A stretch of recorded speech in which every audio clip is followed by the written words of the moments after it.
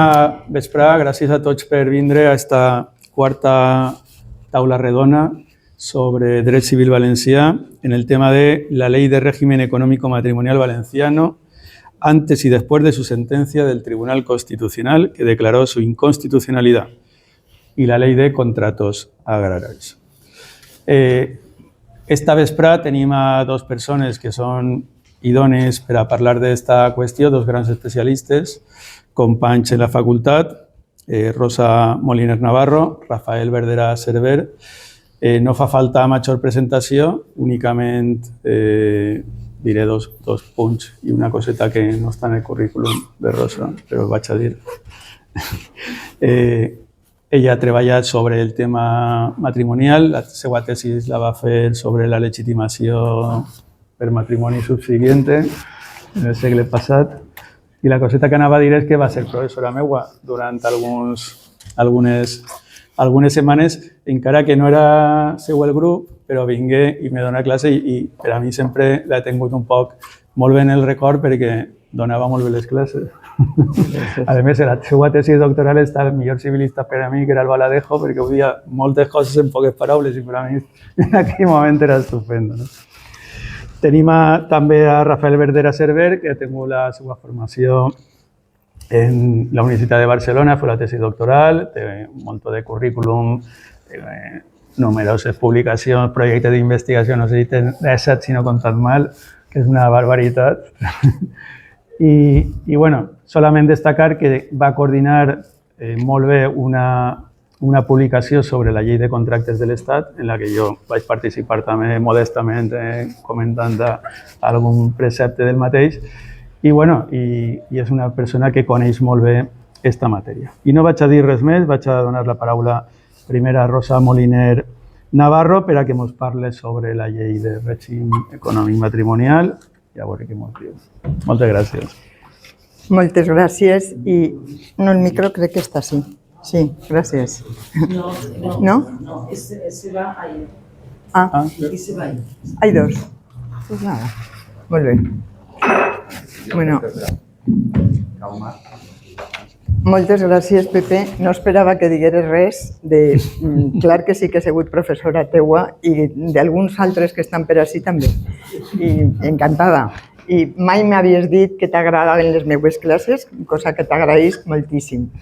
Bé, jo només donar les gràcies per estar així a totes les institucions que ho han fet possible, fonamentalment a la Real Acadèmia de Cultura Valenciana i a la Real Acadèmia Valenciana de Jurisprudència i Legislació, al seu secretari, que està així, que crec que és el que ha fet tot el possible perquè això arribara a bon termini, i al reste d'autoritats, amigues, amics, companyes, companys.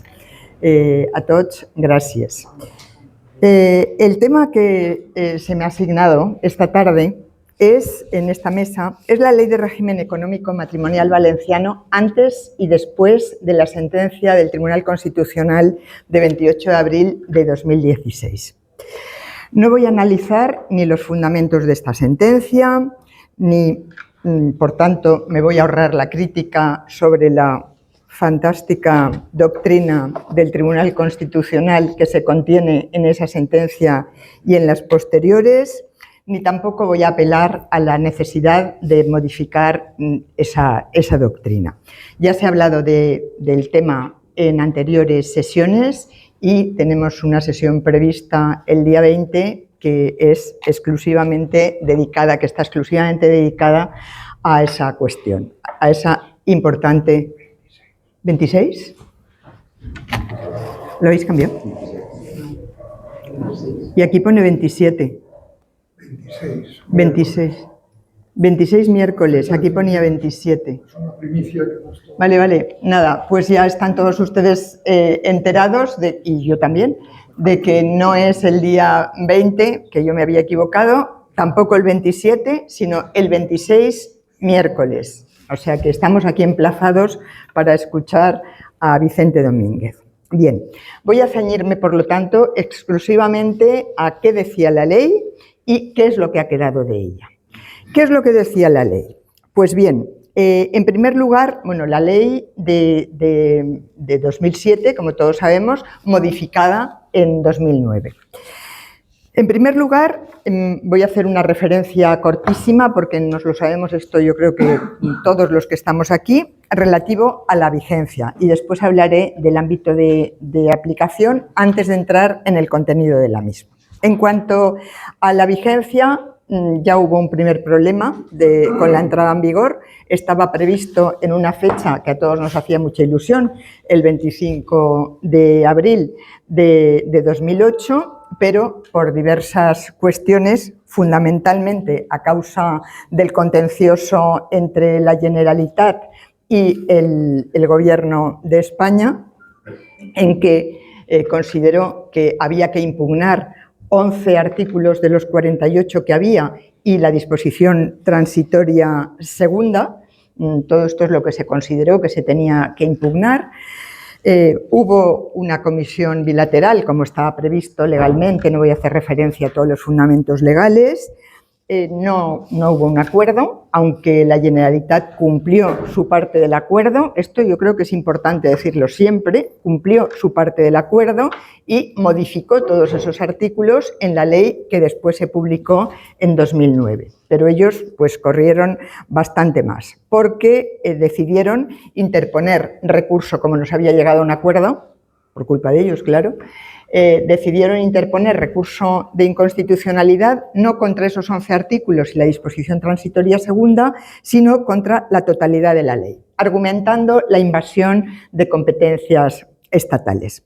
El recurso fue admitido a trámite y supuso la suspensión cautelar de la ley, de la entrada en vigor de la ley. ¿Se entiende? La suspensión fue levantada muy rápidamente, 2 meses después, y fue publicada el 30 de junio de 2008.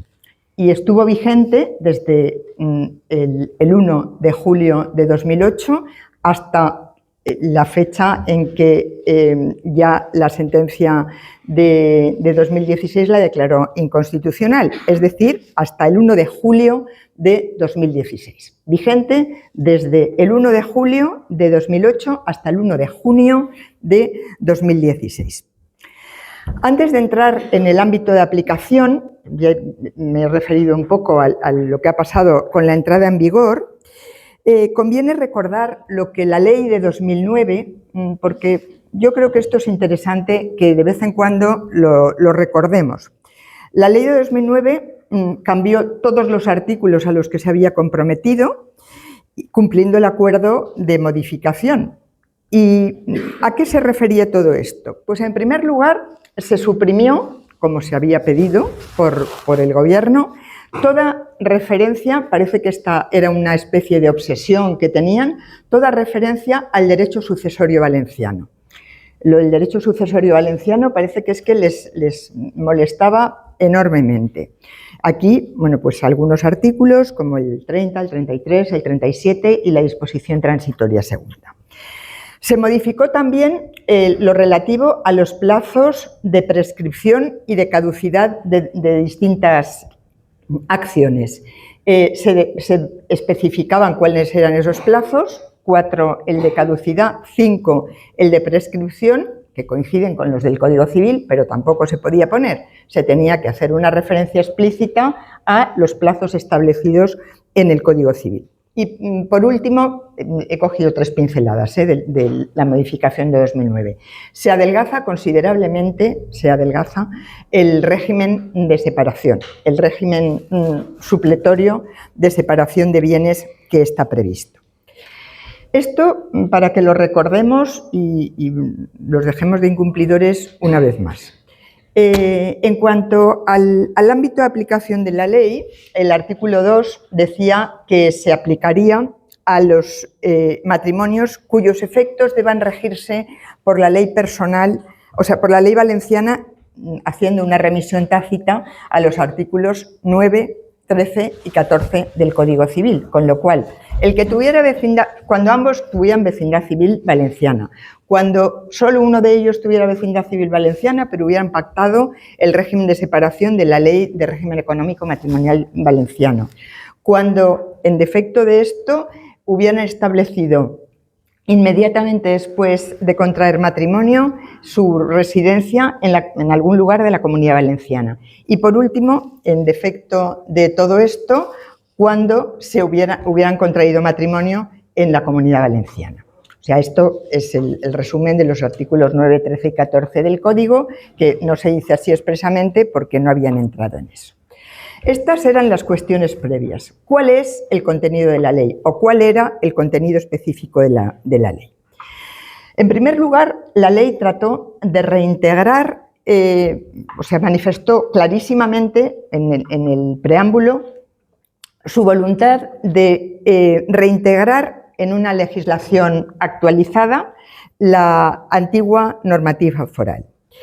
Naturalmente, no pueden ser las mismas disposiciones las que existían en el derecho foral que en la actualidad, pero no deja de ser reconocible en la ley a través de instituciones como la Carta de Nupcias, la separación como régimen supletorio, la germanía, las donaciones por razón de matrimonio, etc. De esta forma, el derecho civil valenciano aprobado entroncaba con el derecho foral histórico, pero matizado y actualizado para hacerlo coherente con las normas y principios constitucionales. Así se disponía en el artículo 7.1 del Estatuto y también la propia ley en el artículo 1.2 así lo establecía. ¿Cuál fue su aportación fundamental? O sea, esto es un inciso de cuál era la voluntad de la ley y cuál es su aportación fundamental. Yo creo que 6 cosas distintas. En primer lugar, se establece el principio de libertad pacticia. El régimen económico se establecía que se acordará por los cónyuges con total y entera libertad en la carta de nupcias o capitulaciones matrimoniales, pudiendo además celebrar todo tipo de negocios jurídicos, además de pactar el régimen económico. En segundo lugar, se establece, y esto es lo más conocido y lo que, bueno, nos hemos quedado sin ello, pero menos, se establece como régimen supletorio, es decir, a falta de pacto o si la carta de nupcias o capitulaciones eran ineficaces por la causa que fuera, entraba a regir el régimen de separación de bienes establecido en la ley. De aquí quiero decir alguna cosa. En una comunidad autónoma como la valenciana, con más de 3 siglos de vigencia del derecho común y, por lo tanto, del régimen económico matrimonial de gananciales, el acceso generalizado al régimen de separación supuso evidentemente un cambio jurídico y sociológico importante. Cambio jurídico y sociológico que fue muy positivamente aceptado por la comunidad, por la sociedad valenciana. Hay que tener en cuenta que en España, no solo en la Comunidad Valenciana, sino en general, los cónyuges pactan pocas capitulaciones, o sea, raramente pactan capitulaciones, tengan un régimen supletorio o tengan otro régimen supletorio. Sin embargo, en los últimos años previos a la entrada en vigor de la ley, sí que se notó en la Comunidad Valenciana un aumento de los pactos de capitulaciones para pactar precisamente el régimen de separación. De acuerdo con datos aportados o ofrecidos por el Colegio Notarial, durante los 5 años anteriores a la entrada en vigor de la ley, se pactaron 10 veces más capitulaciones que en los primeros 5 años de vigencia de la misma. O sea, en los 5 anteriores se pactaron 10 veces más capitulaciones. En los primeros 5 de vigencia, naturalmente, era para pactar gananciales u otro régimen económico. Hay más datos que a mí me parece que son importantes. Este dato se confirma por las capitulaciones pactadas en el año 2011. 2011, en plena vigencia de la ley, llevaba ya 5 años vigente, solo 91 matrimonios de los, lo leo, por 16.870 celebrados en la Comunidad Valenciana pactaron antes de la celebración un régimen de gananciales. Y en el año siguiente, en 2012, solo se pactaron 51 regímenes de gananciales de entre los prácticamente los mismos 17.312 matrimonios celebrados en la comunidad. Y por último, un último dato. En 2016, dato que a mí me resulta un poco curioso y lo dejo ahí para que pensemos todos. En 2016 sabemos que es cuando la sentencia del Constitucional declara la inconstitucionalidad. Se celebraron en la Comunidad Valenciana 18.417. Están siempre por el estilo, 17, 18, 16, por ahí. Antes de la derogación de la ley, de enero a mayo, 924 matrimonios pactaron capitulaciones para establecer el régimen de separación, que ya lo tenían. Ya lo tenían. Yo creo que por si acaso el Constitucional decía otra cosa, o también alguna vez me he planteado si por ignorancia. No sabemos lo que tenemos, pues vamos a pactar separación. Pero es que de junio a diciembre, o sea, cuando ya se había declarado la inconstitucionalidad de la ley, lo hicieron de esos 18.000 y pico matrimonios, 3.348. O sea, aquí todo el mundo dijo, aquí hay que pactar régimen de separación, nos lo acaban de quitar. No digo más, o sea, absolutamente bien acogido el tema. En tercer lugar, la tercera cuestión que quería destacar, la germanía. La germanía, con esto se pretende la reintegración del derecho foral histórico. Claramente se trata de una comunidad conjunta o en mano común de bienes que puede alcanzar a todos los bienes, algunos bienes o un solo bien. Es absolutamente voluntario, es decir, es un régimen absolutamente voluntario. No hablo de los actos de disposición por no entretener demasiado. Creo que claramente se trata con la germanía de matizar de alguna manera una concepción absoluta del régimen de separación. Vamos, queremos régimen de separación, pero hay algunas cosas que queremos que sean de los dos y así lo establecemos voluntariamente, si no, de esto no hay nada. En cuarto lugar, las donaciones propter nuptias. De las donaciones por razón de matrimonio, que también se contemplan porque también estaban en el derecho histórico,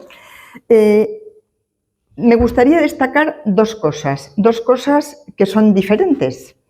En primer lugar, que los cónyuges podían hacerse donaciones antes y después del matrimonio. Bueno, también otras personas pueden hacer donaciones por razón del matrimonio, evidentemente, pero los cónyuges no solo antes, sino también después de la celebración del matrimonio, pero incluso después de la separación o disolución del matrimonio en razón del vínculo que ha existido entre ellos. Esto a mí me parece muy novedoso. Estaba en la ley y me parece muy novedoso y me parece muy bien, además. Ha habido un vínculo durante más o menos tiempo y decidimos que esto yo te lo dono porque quiero y ya está. La otra cosa a destacar de las donaciones es que la no celebración del matrimonio en el plazo de un año es causa de revocación, no de ineficacia. En el Código Civil es causa de ineficacia. Si no se celebra el matrimonio en el plazo de un año, devienen ineficaces las capitulaciones. Sin embargo, en la ley valenciana se decía que era causa de revocación, o sea, se podía revocar o no revocar, porque a lo mejor no tienen por qué ser ineficaces. He querido destacar estas dos cosas porque creo que aportaban bastante sobre el régimen común, que es lo que tenemos en este momento. Otra figura interesante de la ley, en quinto lugar, es el tema de la valoración del trabajo doméstico para el levantamiento de las cargas matrimoniales. Esta es otra forma de mitigar los efectos de un régimen puro de separación de bienes. Creo que esto es bastante claro. La ley establecía como imperativa la obligación de contribuir al levantamiento de las cargas, como es lógico, de manera, como ya he dicho, imperativa y equitativa, es decir, si no se pactaba otra cosa, proporcional a rentas y patrimonios. Se participaba de esta manera. Y en un gesto de promoción de la corresponsabilidad, entendía que el trabajo para la casa tenía que ser valorado como contribución al levantamiento de las cargas.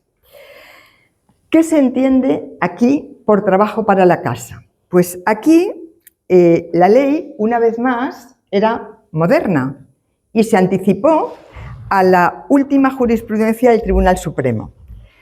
El artículo 12.3 establece, de la ley establece, pero no está en vigor, la colaboración no retribuida o insuficientemente retribuida de uno de los cónyuges, que uno de los cónyuges preste al otro en el ejercicio de su actividad empresarial o profesional. O sea, no solo el trabajo directo dedicado a la casa, sino también este otro trabajo que ayude al otro cónyuge en sus actividades profesionales o empresariales, estableciendo una compensación en el momento de la disolución del matrimonio, como después diré alguna cosa de esto. Hasta 2017, la doctrina de la ley, ya lo sabemos todos, entró en vigor en 2008, pues hasta 2017 la doctrina del Tribunal Supremo era otra. En la doctrina del Tribunal Supremo, para que hubiera compensación por cargas del matrimonio, por haberse dedicado al trabajo del hogar, tenía que ser trabajo exclusivo de manera exclusiva al hogar, excluyendo lo que ya se ha dicho, cualquier trabajo fuera del hogar, pero también la colaboración con las actividades empresariales o las que fuera del otro cónyuge. Aquí hay un cambio, yo creo que afortunado, en el Tribunal Supremo y a partir de la sentencia de 26 de abril de 2017 se incluye en la colaboración, lo que ya hemos hablado, o sea, la colaboración en actividades profesionales o en negocios familiares en condiciones precarias, porque normalmente eso es lo que ocurría, que era en condiciones precarias el del cónyuge que ayudaba. Por lo tanto, una cuestión más a subrayar en sentido absolutamente positivo. En caso de disolución, hablando de esto, en caso de disolución se establecía una compensación en atención a la pérdida de oportunidades que ha tenido el cónyuge que se ha quedado dedicado a los trabajos domésticos y a todo esto en un sentido amplio, siendo compatible además con la pensión compensatoria. Y por último, del contenido de la ley, y enseguida hablo de lo que ha quedado, que en realidad creo que lo podemos ceñir a dos cuestiones. En último lugar, estaba diciendo la vivienda habitual y el ajuar doméstico. Aquí poca novedad, excepto una, importante también. La excepción a la predetracción del ajuar y al uso de la vivienda habitual en el caso de que el cónyuge superstite hubiera sido condenado por muerte dolosa del otro cónyuge a causa de violencia doméstica. En este caso no tenía derecho ni probablemente poco iba a usar la vivienda, pero en fin, la iba a poder utilizar de momento poco. Pero expresamente se dice que queda excluido en este caso. Esto, como estaba diciendo, en cuanto al contenido de la ley. ¿Qué es lo que queda? ¿Qué doctrina establece el Tribunal Constitucional? Pues en primer lugar, ya lo sabemos, la nulidad de toda la ley. La nulidad de toda la ley dice que es inconstitucional. Se debe declarar, dice textualmente el Tribunal Constitucional, se debe declarar la inconstitucionalidad de todos los preceptos, dice, relacionados con la materia económico-matrimonial contemplados en la ley, que a juicio del Tribunal Constitucional son todos los contenidos en la ley, por lo tanto, nulidad de toda la ley. Pero, en segundo lugar, y esto es lo importante, salvaguarda, perdón, voy muy mal de tiempo, me estoy pasando mucho, un poquito. Mucho, pero... Acabo enseguida. Salvaguarda de situaciones consolidadas. Aquí, las situaciones de hecho consolidadas en realidad son, en primer lugar, el mantenimiento del régimen económico matrimonial para los matrimonios contraídos, si no pactaron nada en contra, los matrimonios contraídos entre el 1 de julio de 2008 y el 1 de junio de 2016. Y aquí se planteó una cuestión que fue resuelta rápidamente por la doctrina. Se queda un régimen de separación, pero lo que queda, puesto que la ley se ha declarado inconstitucional, es el régimen de separación del Código Civil o el de la Ley de Régimen Económico Matrimonial Valenciano. Naturalmente, la del Régimen Económico Matrimonial Valenciano. O sea, el régimen económico que queda ahí es claramente ese. Se mantienen también, por tanto, todos los pactos, o sea, todo lo que se haya hecho voluntariamente por los cónyuges, todos los pactos y, consecuentemente, lo relativo a los bienes agermanats, als béns agermanats. Y una última cuestión, y esta sí que es la última de verdad, es qué ocurre con la compensación por dedicación al trabajo del hogar. O sea, la otra cuestión que yo creo que ha quedado vigente claramente es la compensación por dedicación al trabajo del hogar cuando se disuelve el matrimonio. Aquí, ¿en qué casos procede la compensación? Pues claramente, o sea, no hay duda alguna, con las compensaciones reconocidas por sentencia firme con anterioridad a la declaración de inconstitucionalidad. Tampoco hay ningún problema con las compensaciones reconocidas, no reconocidas todavía, pero reclamadas y que están pendientes de resolución. Ahí tampoco hay problema. Pero la duda se ha planteado en la doctrina con la compensación aún no reclamada. Aún no reclamada por una razón muy simple, porque aún no se ha disuelto el régimen de separación. O sea, no ha llegado el momento en que proceda el régimen de separación. Aquí la cuestión se plantea porque lo normal es decir, pues ¿por qué no? Claro que sí, si ya estaba, bueno, pero hay que darle un fundamento a esto.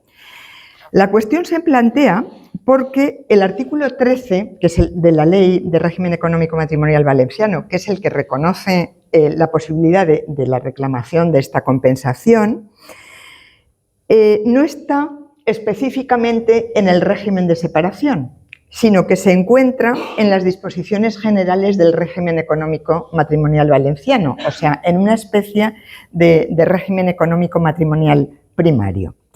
Y bueno, entonces no es el régimen de separación, que es lo que sí que se mantiene. Esto está fuera del régimen de separación. Sí, pero a mí me parece clarísimamente que si para el Tribunal Constitucional el respeto a las situaciones consolidadas estaba basado en la autonomía de la voluntad de los cónyuges, es decir, se subraya la primacía de la autonomía privada de los cónyuges, se puede mantener la vigencia de estos preceptos con independencia de su voluntad, es decir, les ha venido impuestos.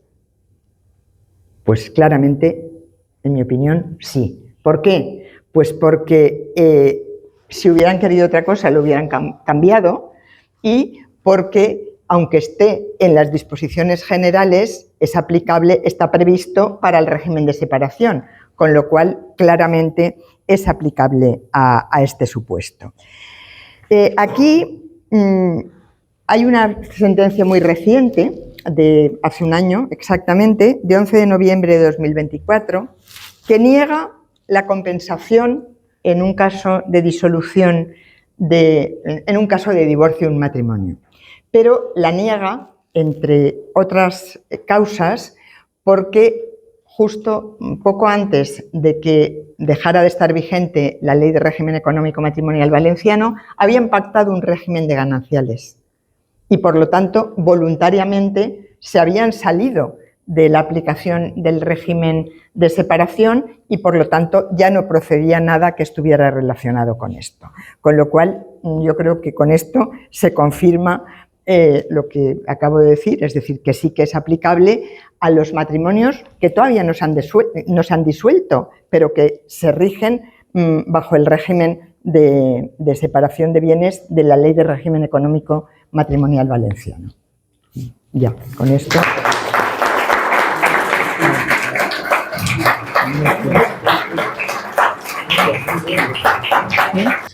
Vamos ahora a pasar a otra ley, la de régimen agrario o contratos agrarios, que esa al menos sí está vigente. Algo tenemos. Molt bé, moltes gràcies. Bona vesprada a tots. És un plaer estar ací, és un plaer compartir taula amb el bon amic Pepe Bonet i sobretot també amb Rosa Moliner, per la qual tinc una admiració científica i una aprecio personal que m'és difícil d'expressar en paraules, però vull que quedi constància perquè sempre és un plaer sentir-la. Jo crec que és una molt bona oportunitat i per això s'ha d'agrair tant la Reial Acadèmia de Cultura Valenciana com la Reial Acadèmia de Jurisprudència i Legislació Valenciana el parlar d'aquestes qüestions. Perquè aquestes qüestions jo crec que ens permeten d'alguna forma reflexionar sobre què ha de ser el dret civil valencià, però més en general sobre quin és el dret que volem. Perquè nosaltres com a valencians jo crec que estem en una situació de poder plantejar-nos cap a on volem que vagi el nostre dret. Perquè en realitat estem davant d'uns mecanismes que, com acaba de dir, tracten de solucionar els problemes de la gent. I des d'aquesta perspectiva jo crec que és indubtable que la llei valenciana que estava comentant Rosa Moliner solucionava els problemes de la gent. I ara estem en una situació clarament pitjor i ens hem de plantejar cap a on volem anar. I una de les possibles respostes, una de les possibles solucions és la llei 3/2013 de contractes i relacions jurídiques agràries, a la qual vaig referir-me a partir d'ara amb una certa superficialitat perquè no es pot tractar tot el que correspon. Bé, canvio d'idioma. Primera qüestió. En unas mesas sobre derecho civil valenciano soy el único prácticamente que habla de derecho civil valenciano vigente. Los demás, casi todos, a las situaciones jurídicas consolidadas, como ha expuesto Rosa Moliner, los demás están hablando de casi historia del derecho. Lo único que nos queda es el derecho civil agrario. Y es curioso porque además esta es una cuestión que tiene un origen relativamente particular y relativamente curioso, porque todo viene de una ley del año 86 de arrendamientos históricos valencianos, que aunque es cierto que en su momento se planteaba la codificación, la legislación sobre una serie de costumbres agrarias valencianas muy localizadas en lo que era la Huerta de Valencia, tenía una finalidad en ese momento muy concreta, muy justificada por el miedo a que determinadas reglas de la ley de arrendamientos rústicos, una ley estatal, pudiera afectar a los agricultores valencianos. Y con ese motivo se promulgó esa ley, que luego fue objeto de una sentencia del Tribunal Constitucional de 28 de septiembre de 1992, que salvó en lo esencial la competencia valenciana sobre esas cuestiones, eso sí, haciendo referencia a una cierta conexión con costumbres, y además en el ámbito de materia agraria. Con eso se consagró una línea de posible desarrollo del derecho civil valenciano que en su momento quedó un poco aparcada ante el impacto que supuso la modificación del Estatuto de Autonomía y el intento de recuperación de todo lo que era el derecho foral valenciano. Curioso también que al final un intento más modesto, como fue el del derecho, la legislación sobre derecho consuetudinario, es lo único que prácticamente nos queda ahora. Porque la otra vía, como se ha expuesto a lo largo de las anteriores sesiones, ha quedado totalmente cercenada. La Ley Valenciana de Contratos y Relaciones Jurídicas Agrarias contiene dos grandes bloques normativos. Yo no voy a entrar con la profundidad que ha hecho la profesora Moner. Yo voy a hacer una visión mucho más superficial, mucho más abuela pluma, porque no es posible explicarla con más detalle. Esta ley tiene dos grandes bloques normativos. Se ocupa de otras cuestiones, pero sus grandes bloques normativos son dos. Por un lado, determinadas modalidades de compra-venta y, por otro lado, el arrendamiento histórico valenciano. Curiosamente, la justificación de una y otra regulación peca por efecto y por exceso. Porque curiosamente, bueno, ya sé que repito mucho lo de curioso, pero es que es una ley muy curiosa. Esta ley extiende lo que es, ya lo hacía la ley del 86, pero extiende a toda la Comunidad Valenciana lo que inicialmente eran una serie de reglas de arrendamiento histórico que fundamentalmente se circunscribían a la Huerta o la Vega Valencia. Yo que soy, se me ha notado por el acento, yo soy del norte de Castellón. Ahí yo no he visto jamás arrendamientos de esas características. Jamás. Jamás. Por un lado, extendía. Pero por otro lado, comprimía. ¿Por qué? Porque apelaba a la existencia de una serie de costumbres que se pretendían exquisitamente valencianas sobre la compraventa, que sí eran valencianas, pero no solo eran valencianas.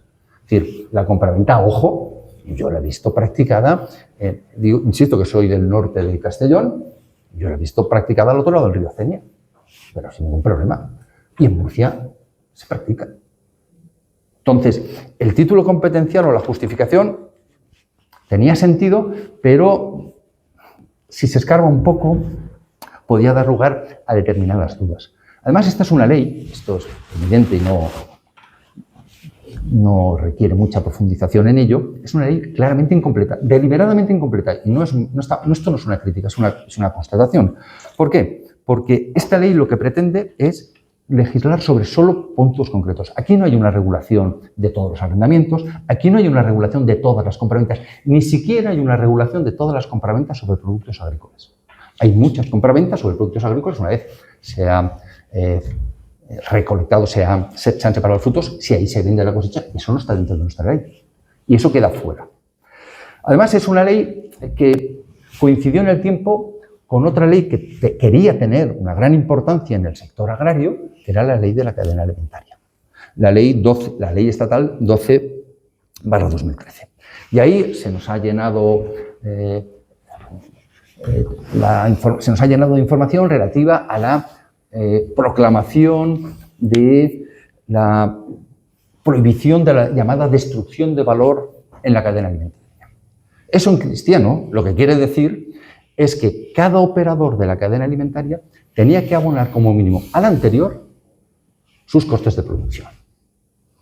Proclamación fantástica, todos podemos decir fenomenal, pero eso en la práctica no funciona. No funciona y no funciona hoy todavía en el campo valenciano.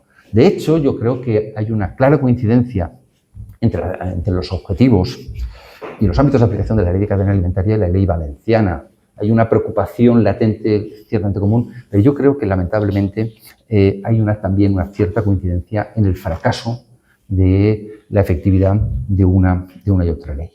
La ley valenciana, vuelvo a ella, se caracteriza por pretender ofrecer una regulación para determinadas compraventas de productos agrícolas, fundamentalmente. Pero claro, lo que les decía, no todas las zonas se han regido por los mismos criterios, no todos los productos agrícolas se someten a las mismas pautas y, por supuesto, en función del tipo de vendedor o el tipo de comprador, la regulación concreta cambia sustancialmente. Todo ello sin perjuicio de que, aunque no se dice en ningún momento en el texto articulado, y está bien que no se diga, el modelo implícito en el que está pensando todo el tiempo la ley es la compraventa de cítricos. Todo el tiempo. Casi todas las normas hay que leerlas se estaba pensando en la venta de mandarina, de naranjas, se está pensando en la venta con mucho de limones. ¿En qué se está pensando? Pues hay dos grandes modalidades. La venta a ojo, la venta ull, que es el modelo tradicional valenciano. Sí, pero es un modelo que ya, sinceramente, prácticamente no se usa. Ya nadie. El comercio ya no compra a ojo, o prácticamente nunca. Y eso que en su momento tuvo interés para ambas partes. Al productor le garantizaba, le aseguraba contar con una cantidad de dinero de forma inmediata, incluso antes de que se produjera la cosecha, le aseguraba la venta de la cosecha y para el adquirente, para el comprador, le aseguraba también disponer de un stock con independencia de las fluctuaciones de campaña. Podía asegurar el aprovisionamiento de los mercados habiendo ya comprado esos productos. ¿Hoy por qué no se usa? Pues porque al comercio no le interesa. Porque al comercio no le interesa. Porque está en una situación de mayor fuerza a través de las otras fórmulas. Entonces la venta a ojo, que es la venta de toda la cosecha pendiente por un precio alzado, cuantificado, valorado, diciendo, esta cosecha, este campo, esto son tantas toneladas, esto lo pagamos a tanto. Punto. Sea más o sea menos. Hay aquí un riesgo implícito si el corredor obviamente siempre tirará hacia abajo. Vamos a ver. Sirve a su señor. O sea, vamos a ver. El falsador siempre lo hará.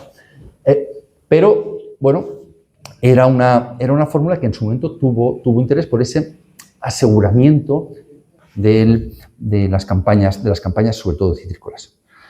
Pero ya no se usa. Al comercio le resulta mucho más efectivo porque hay exceso de oferta, comprar ya cuando el fruto está a punto de ser recolectado e imponiendo las condiciones y solo en función del peso que finalmente llega a sus almacenes. Eso es así. Entonces, aunque en la legislación valenciana esté en primer lugar, aunque parezca dársele una cierta preeminencia, lo que se practica, lo que se usa es la venta a peso, per arrobat, donde aquí se vende a tanto el peso, a tanto la unidad de peso, a tanto la cantidad o la unidad de medida. Siempre sí, eso sí, mientras la cosecha esté pendiente, porque si la cosecha ya está recolectada, ya estamos fuera de la ley valenciana. Cosa que tampoco acabo de entender por qué. Porque si el centro es la protección de los productores y la venta de productos agrícolas, no tendría por qué ser necesariamente así. Y aquí tenemos fórmulas distintas, como es dentro de la venta a peso, la venta contada, tot comptat, donde ha de recogerse todos los frutos, pero aquí el problema es el destrío. Se llevan todos los frutos, pero luego en los almacenes aquello es sangriento. Allí hay un destrío importante. Las cosechas se quedan mermadas de forma muy intensa. O la venta medida, que es en función de calibre, o la venta limpia o neta, que es en función de la calidad. Estas dos últimas favorecen, claro, el comercio. Claro, porque escogen aquellos frutos que se ajustan a lo que luego ellos, conforme a las exigencias de los mercados, van a poder colocar más fácilmente.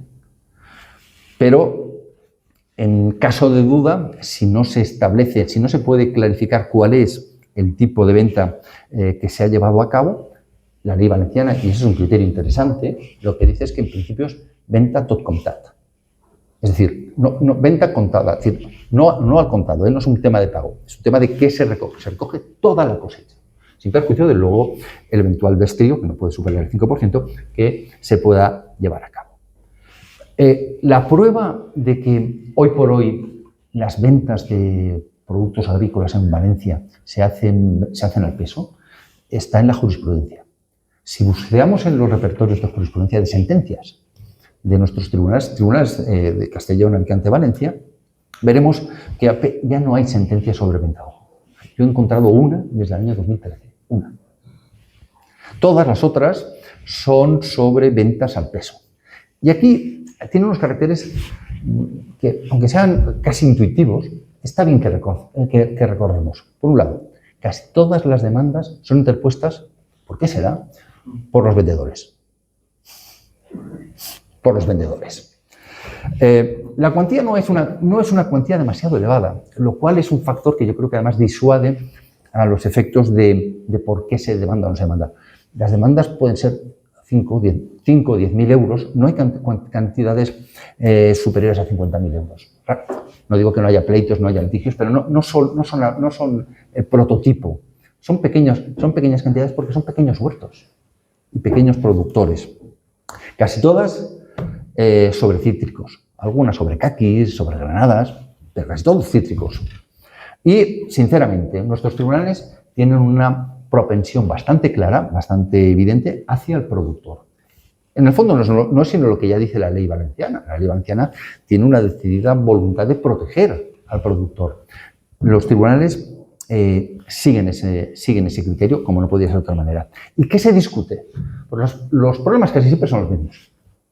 Que no se ha respetado la fecha de recolección. Que tenías que haber venido el 1 de diciembre y como viniste con los camiones el día 15, se ha echado a perder la mitad de la cosecha.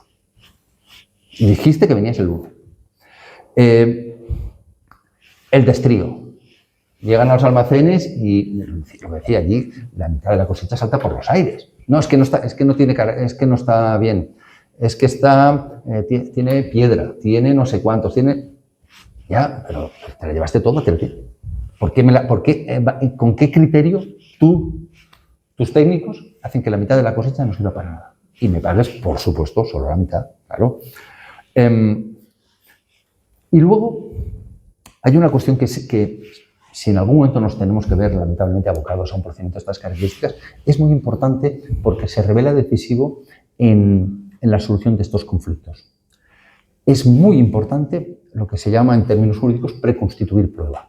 ¿Eso qué significa? Pues básicamente que si tienen que venir el día 1 y no vienen, busquemos formas de acreditar que no han venido. Y si la naranja se está estropeando y el día previsto para recogerla está en buen estado, hagamos que vaya un ingeniero agrónomo y que nos haga un informe. Ya sé que nos cuesta dinero, pero ese dinero se puede luego recuperar. De lo contrario, va a ser muy difícil. Porque aquí hay otra cuestión que es un factor que claramente explica por qué el agricultor es tan poco propenso a demandar. Es decir, estos pleitos pueden tardar una media de 7-8 años desde que se celebra el contrato. Pues, claro, hay que tener mucha paciencia y muchos recursos financieros para aguantar en este tipo de cuestiones. Porque además, y aquí les hablo de mi experiencia porque yo, mi familia también es productora, también ha sufrido los avatares de este tipo de contratos. El gran drama es la solvencia de los compradores. El gran problema es la solvencia de los compradores. Es decir, comerciantes que te compran la naranja, pero que luego cuando vas a demandarles, porque la campaña ha funcionado regular o por la razón que sea, está en concurso y ya no hay forma de cobrar. Entonces, para un agricultor, tener que anticipar más dinero, piensen, porque tiene que preparar los informes. Pensar que va a tardar 5, mínimo 7 años en recuperar el dinero. Y que a lo mejor cuando va a buscar a la sociedad compradora, porque casi todas son mercantiles, ha echado la persiana y no queda nadie, pues ya me dirán cómo lo hacemos. En el tema de los arrendamientos rústicos históricos, muy sencillo. Es decir, esta es una figura que la impresión que tengo es que en la medida que establece una duración indefinida del contrato, es una figura que tuvo históricamente su relevancia. En la práctica hoy es muy difícil que pueda revitalizarse. Además, es necesario que las partes pacten la sujeción al régimen de arrendamiento histórico valenciano.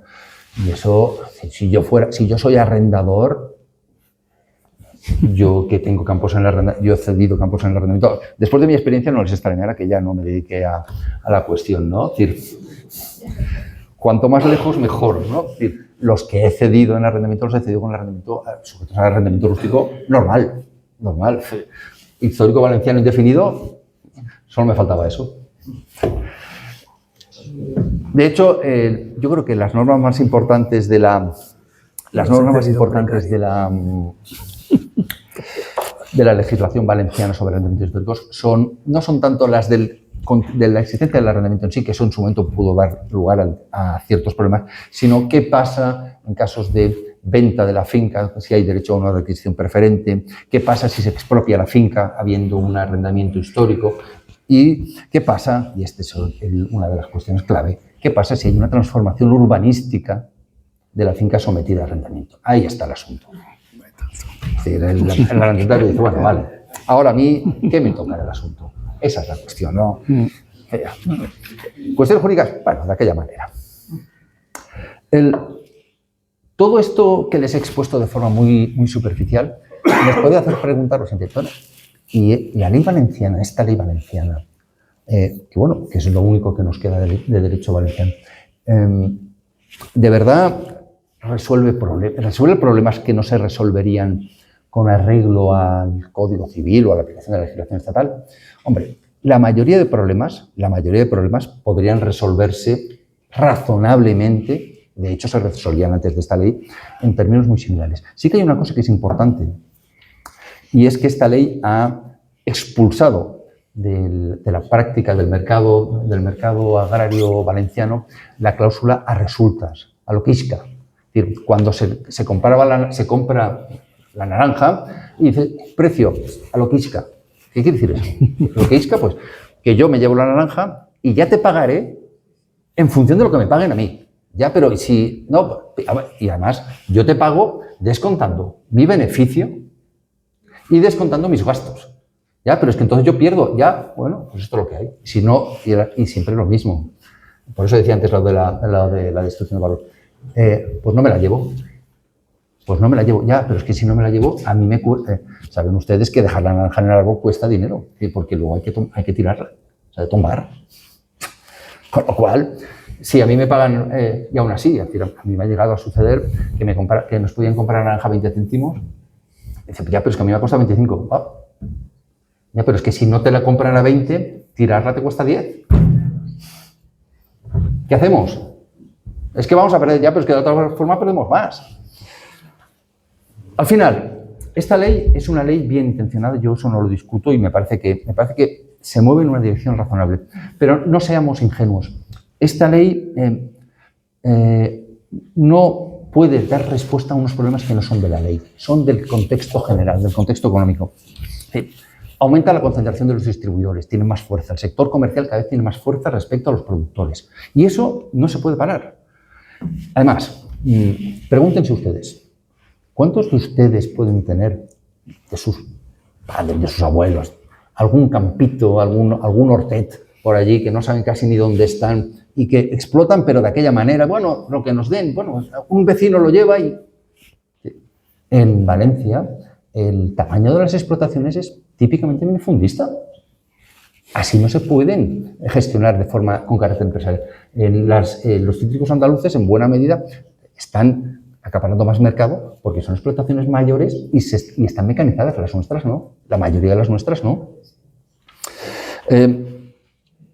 ¿Cuántos de nosotros tenemos alguna finca y casi la hacemos en plan amateur o por pasatiempo? O sea, no nos dedicamos, tenemos nuestros oficios. ¿Y qué hacemos? Es decir, a mí, perdonen la anécdota, me llamaba el trabajador y me decía, hay que podar, ¿podamos? Y digo, yo qué sé, yo tengo que saber si hay que podar.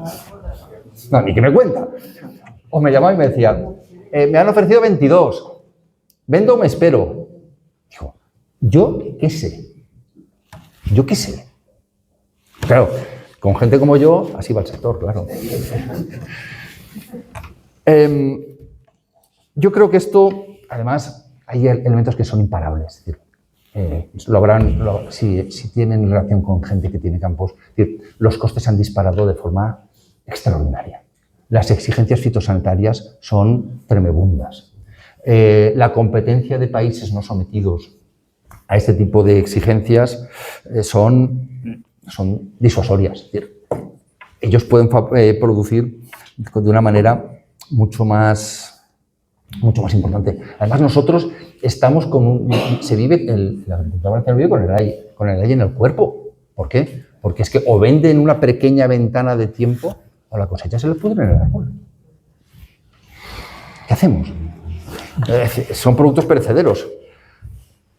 Dirán, esto no puede ser, hay que cambiar las cosas. Y con esto ya acabo. Estamos dispuestos, todos nosotros, estamos dispuestos a asumir que por las razones estructurales los productos agrarios valencianos, los españoles en general, cuesten más. ¿Estaríamos dispuestos a pagar más? La malla de naranjas, de 60 céntimos un euro, pagarla 2 euros. ¿Estamos dispuestos? No, es que claro, el sector agrario merece protección, el medio ambiente. Sí, vale. ¿Cuánta de la ropa que llevamos está hecha en España? ¿Cuánta de la ropa está traída de Asia con menoscabo de los productores, por ejemplo, de Ontinyent? Vamos a ver.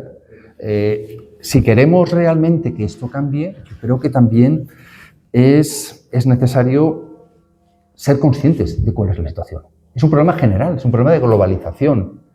Y no podemos intentar funcionar como funciono yo soy el primer culpable, funcionar como funcionaba mi madre, que mi madre, pues más o menos el tema de la naranja más o menos le funcionaba, intentar actuar de la misma manera en un mundo en el que las exigencias de la sociedad de consumo son bien distintas. No podemos. La ley esta no es la panacea, es un buen paso, pero no soluciona los problemas. O cambiamos de verdad esas estructuras, somos conscientes de lo que nos supone a todos los efectos para todos, o si no, seguiremos con los mismos problemas de siempre. Nada más. Muchas gracias.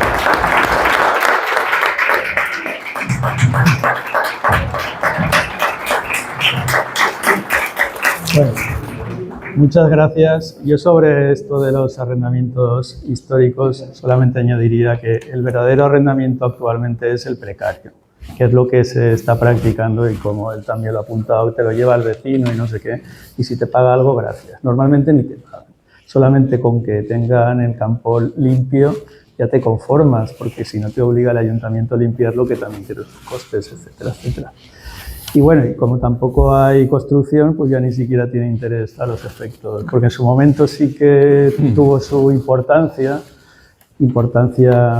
millonaria en algunos casos, con los PAIs y todo esto, pero actualmente como tampoco se está construyendo ni se va a ocupar huerta, al menos en Valencia, que está totalmente protegida, supuestamente, porque luego para determinadas expropiaciones no lo está, como el desvío del barranco de la Saleta, que se va a quitar un montón de huerta protegida, pero bueno, eso será otra historia. Y bueno, vamos a abrir un pequeño bloque de preguntas por si alguien quería participar. Una pregunta. No, bueno, yo no vaig a discutir ningú cos de doctrina per allò, no? No eres tú, pero ya que expresa la palabra, pues... parla. No, és Bueno. que el que ha dit el professor, pues, me pareix molt bé, la llei d'arrendaments urbans, pues, dos coses. El que estava parlant d'allò de que tiraven per baix és que n'hi ha una figura que estava al mig, que era a la llei dient l'espigolador, que era l'especuladora, que anaven i comprava el productor, el llaurador, i després ho venia a un comerç i aquell cobrava una propina del que venia al camp i després anava l'altre i anava a tirar per baix, que és la figura de l'enfarràs, de l'enfarrassadora. Anaven enfarrassant i estic mixent tantes arrobes, això estava seguint això. I l'altre del criteri expansiu que tenia la llei d'arrendaments rústics, pues no tenia tan gran caràcter, almenys per algo fàctic que jo conec. M'abuelo tenia un hort allí en Fentina, que eren de Sinfabricanes, que era d'un senyoret de València. El senyoret de València venia a cobrar per Tots Sants. Entonces, per Tots Sants, m'abuelo, mira, vine allí, tu que eres el que saps de lletra, per veure el que se pagava. Era a sempre.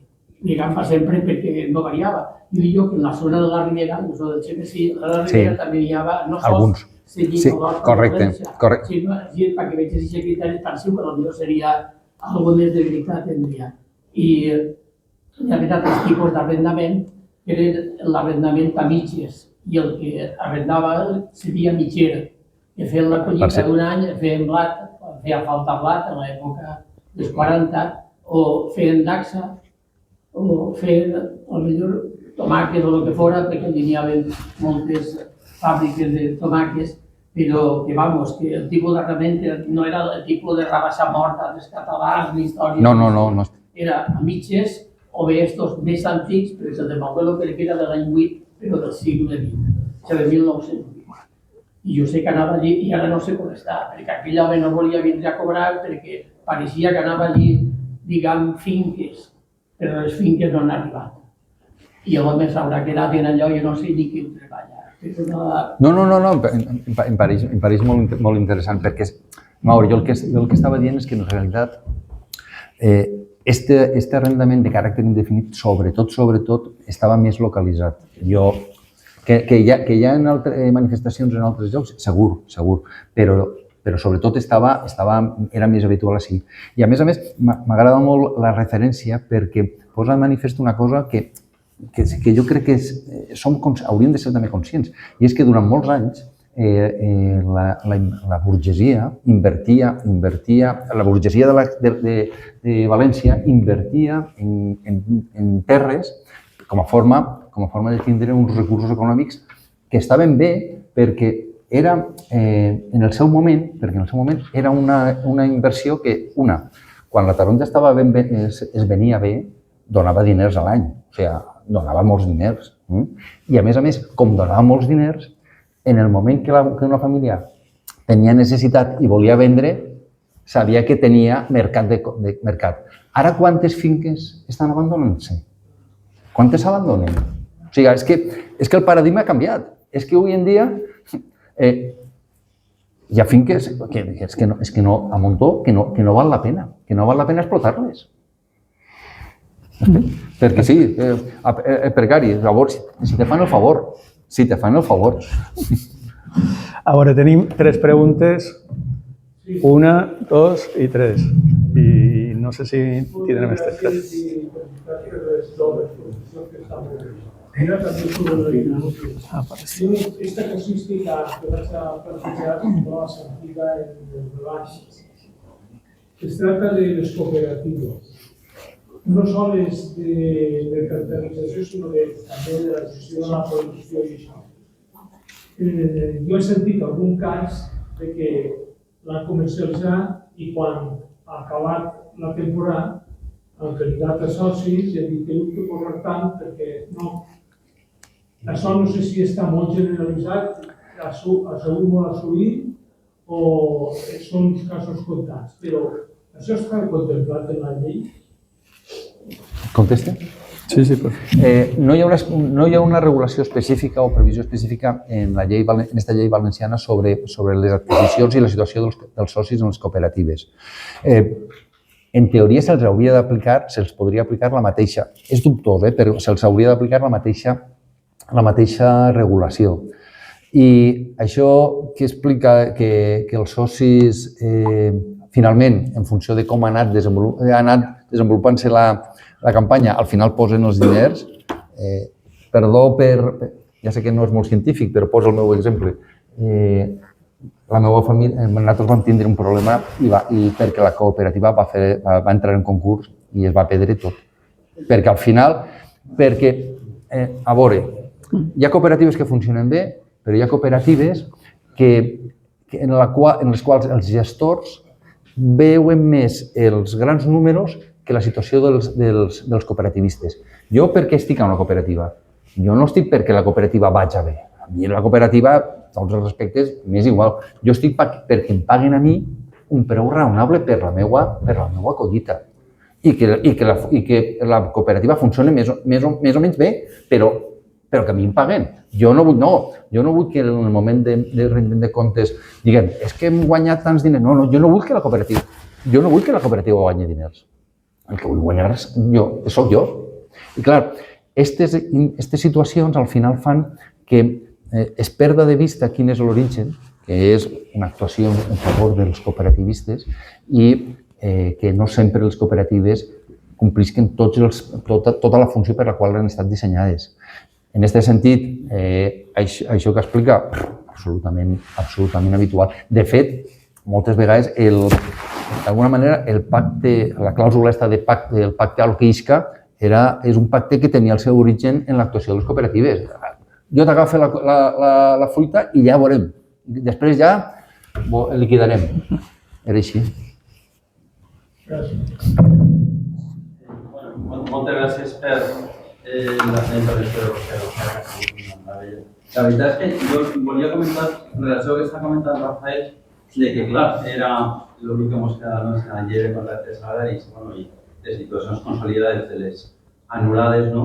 Us volia comentar una qüestió que jo crec que és important, no? El passat 21 d'octubre, la presidenta del Congreso, Francina Armengol. Sí, és que tinc molt mala. Armengol, perquè fa, no sé, 2 setmanes, m'ha enviat una carta a la presidenta de les Corts Valencianes i també al president del Parlament Balear per comentar-les que hi ha 2 propostes, com vostès saben, de reforma constitucional, la nostra, la de la redactada per Beatriz Higuera, per a recuperar de manera efectiva el dret civil valencià, que està viva, és a dir, com s'ha dit, com altres voltes s'ha aprovat la darrera legislatura i està pendent de tramitació, però també està la del Parlament Balear per a que a Formentera, a la illa de Formentera, se li doni un senador. Aquesta qüestió és una coneguda, però és igual. En total, que motu propio, probablement perquè per part d'institucions valencianes i també per institucions de Balears s'ha demanat que se tramitara aquesta proposta de reforma i aquestes propostes de reforma. La presidenta del Congrés ha enviat aquesta carta tant a un com a altre, recordant que està vigent, però està ahí pendent de tramitació, però aquesta legislatura no s'ha enviat per part de les Corts Valencianes ni per part del Parlament Balear els diputats que han de defendre la proposta de reforma davant del pleno del Congrés. Tinc coneixement de que per part del Parlament Balear la setmana que ve, exactament el dia 11, se designarà, el 11 i 13, se designaran els diputats autonòmics balears que van a defendre la proposta de reforma per a que Formentera tinga un senador propi, no compartit en Eivissa, que és el que passa en aquest moment, i clar, en aquest moment tenim pendent, en definitiva, de que per part de les Corts Valencianes se faci el mateix. És a dir, tenim en compte la banda que, lògicament, el recolzament que ha tingut aquesta iniciativa de recuperar el dret civil valencià de manera efectiva a banda de la... Me llega menos de un año y trata de un pacto posterior a la ley valenciana donde se pacta resultas. Es decir, la resistencia de determinados sectores del comercio para excluir ese tipo de conductas sigue ahí y se siguen incluyendo. ¿Por qué? Porque al final el productor se encuentra ante la tesitura de decir, es que no me la recogen, sino, ¿qué hago? Luego podrá demandar, pero en este caso ya digo, la sentencia fue bastantes años después de que se produjera la cuestión. Y simplemente yo lanzo una pregunta, al hilo justamente de lo que se ha planteado. ¿Por qué se protege en la prohibición del pacto de la cláusula resultas, de Alquisca, solo se protege al productor persona física? ¿Por qué? Es decir, si lo que pretende... Ya, Luis Higuera me contestará enseguida. No, vamos a ver, ¿por qué no se protege a cualquier productor? Porque el argumento de la situación de desequilibrio no es cierta. No es cierta. Es decir, la mayoría de productores, aunque estén articulados a través de formas societarias, no tienen capacidad de negociación, hay una asimetría de poder clarísimamente, un desequilibrio entre el productor, aunque sea persona jurídica, y el adquirente. Y el pacto de resultas solo, como se ha indicado acertadamente, como se ha recordado acertadamente, solo protege al productor persona física. Yo ahí no lo acabo de ver, sobre todo porque es una cuestión también de pymes. Es que estamos jugando, y perdón con la última, estamos jugando a no incentivar la profesionalización del mercado. No nos damos cuenta de que estamos actuando con sistemas de los años de 1950. Es decir, hoy por hoy, para que el mercado valenciano agrícola pueda funcionar, tiene que profesionalizarse. Y la profesionalización, entre otras cosas, pasa por la constitución de empresas. Si solo protegemos a las personas físicas, no estamos desincentivando esa situación. Ahora ya me expongo a lo que Luis Higuera quiera cuestionarme. Hombre, eso ya lo sé, Luis. Si queréis os cuento las negociaciones de esa. No. Confiamos en tu discreción. A ver, esta ley está hecha desde una perspectiva, hecho por mí que era buena, pero es la pura verdad. Y es la perspectiva del miedo. ¿Vale? Esta ley, teniendo en cuenta que nosotras sabíamos el riesgo que teníamos y que era jugador de todo o nada, bueno, esta ley era decir, oye, vamos a ver que aquí sí que tenemos cancha, porque el Tribunal Constitucional nos ha dicho que tenemos competencia en materia constitucional, ¿vale? Vamos a desarrollar la materia constitucional hasta donde pueda, sin tocar ninguno de los aspectos que puedan ser mínimamente cuestionados. Esto es una postura, ¿vale? Pues como del que tiene hambre, que no dice, oye, yo voy a hacer una dieta. No, el que tiene hambre va rascando de donde puede. Entonces, por ejemplo, no, es que no regula todas las compraventas éticas, claro que no, porque la propia ley, precisamente como se fundamenta y no quiere pasar del ámbito consuetudinario, tanto por lo que supuso como manifestación de una voluntad política de llegar a un acuerdo por parte de la Generalitat, como lo que luego supuso el darnos cuenta de que no había servido para nada, ¿no? Yo creo que ahí, quizás en aquel momento, porque coincidió con la tramitación de otras iniciativas, porque se siguió trabajando, quizás no se le dio la importancia que tuvo, pero creo que visto con la distancia fue un momento clave, porque yo creo que ahí fue un momento en el que ya se había manifestado en parte durante la negociación en la comisión bilateral, pero creo que ahí fue un poco como una primera reafirmación por parte del Estado de que no había nada que hacer y que aquello no iba a salir de ninguna manera, ¿no? Y que por mucho que, como bien has destacado, se derogaran todos aquellos preceptos que aparentemente eran los más conflictivos, tampoco eso era suficiente, ¿no? Yo creo que ese es un aspecto en el que cuando hablamos de las leyes aprobadas en aquella época y después declaradas como constitucionales, no se incide suficientemente sobre la relevancia que tuvo. Y en cuanto al tema de la ley de contratos agrarios, yo quería comentar únicamente dos cuestiones. Por una parte, la importancia que tuvo en aquel momento el tema de la disposición adicional segunda, el tema de la prohibición de las cláusulas con precio a determinar. Aquello fue, aunque parezca que es solo una disposición, fue casi el tema que más conflictos originó, que más problemático resultó durante todo el proceso de elaboración, negociación, porque digamos que entre buena parte del sector, sobre todo de los compradores y tal, levantó ampollas. Entonces, creo que fue en aquel momento el poder mantenerlo, fue realmente una apuesta muy importante por defender lo que era la finalidad de la norma, que era defender al agricultor persona física. Ese fue un principio básico que se tuvo en cuenta durante la elaboración de todo el texto y creo que esa prohibición fue muy importante para ponerlo de relieve. Y para acabar, en cuanto a algunos de los aspectos que quizás en aquel momento la ley no recogió, yo creo que hay que tener en cuenta dos cuestiones. Por una parte, que la ley no nació ni pretendió ser en ningún momento, digamos, una ley transversal en materia de agricultura, sino que, claro, partía del fundamento que tenía, que era la competencia en materia de derecho civil valenciano. No fue una norma elaborada desde la Consellería de Agricultura, sino desde la Consellería que tenía la competencia en esa materia, con la colaboración de Agricultura, pero no elaborada desde Agricultura. Y por tanto, no se trataba de abordar toda la problemática que pudiera tener el sector agrario, sino tratar de dar algunas soluciones para determinados aspectos.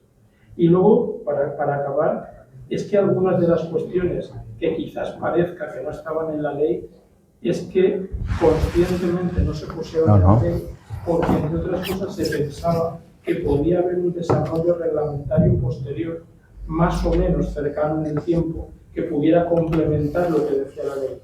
Por circunstancias, aquel desarrollo ni se llevó a cabo en los años inmediatamente posteriores, ni tampoco se ha hecho después.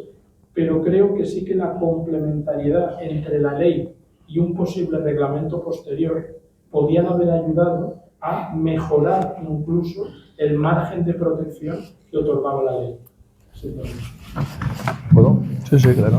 Muy brevemente, vamos, me parece que haya pactado las intervenciones porque es una cuestión que quizá no haya subrayado con la suficiente intensidad. Yo creo que lo que más queda de toda la ley, yo creo que es la prohibición